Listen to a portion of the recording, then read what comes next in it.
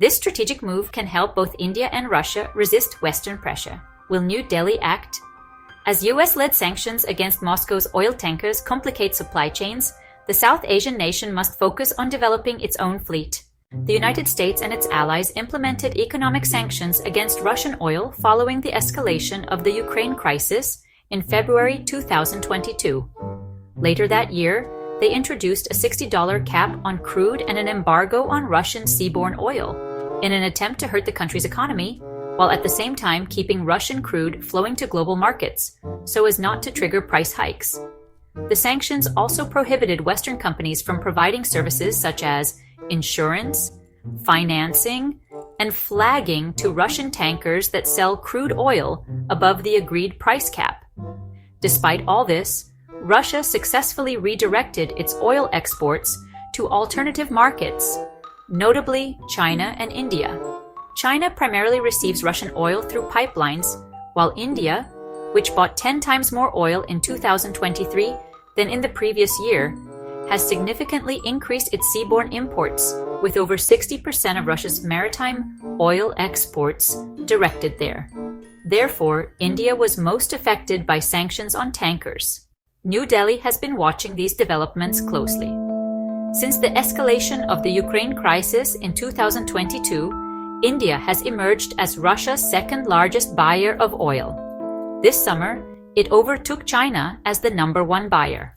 Oil tankers vary in size, from a few thousand metric tons of dead weight to ultra-large crude carriers capable of carrying up to 550,000 deadweight tons and a cargo capacity of over 3 million barrels, which is over 500 million liters.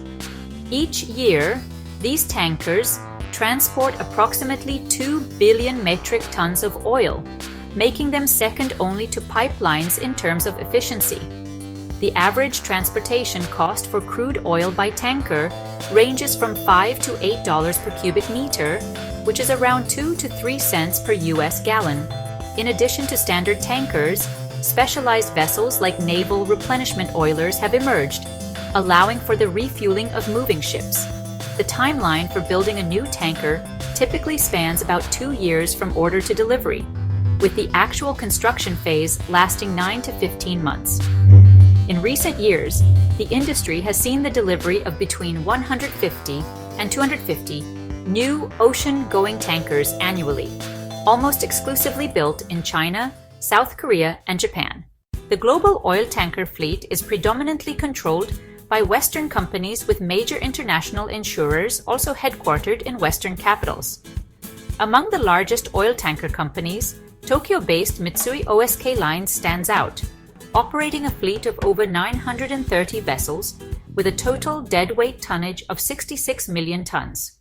The term shadow fleet encompasses both the gray fleet, which typically conceals its ownership, and the dark fleet, which obscures the origin of its oil products. This concept has been in existence for some time, initially emerging when Iran and Venezuela transported oil under sanctions. Shadow fleets often consist of older tankers that lack proper insurance. Since 2022, Russia has been actively expanding its tanker fleet. By March 2023, CNN reported that it had about 600 tankers of various capacities. Current estimates suggest that Russia may directly or indirectly control between 1,400 to 1,800 tankers, positioning it as the largest operator of a shadow fleet. Although Moscow's leading tanker group, Sovcomflot, reported lower financial performance due to sanctions, many of its tankers continue to deliver oil priced above the price cap to Indian refiners.